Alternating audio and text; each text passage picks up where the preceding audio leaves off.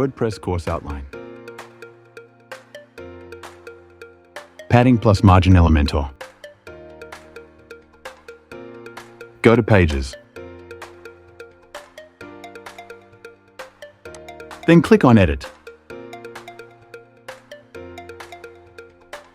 Then click on Edit with Elementor.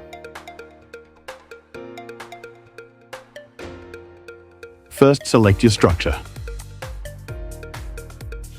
Then go to Style. Then click on Background Type. Then click on Color and choose the color. Then duplicate the structure. Then select the first structure and go to Advanced. Here you can synchronize the padding values for all sides. Padding is used to create space inside an element, between the content and the border.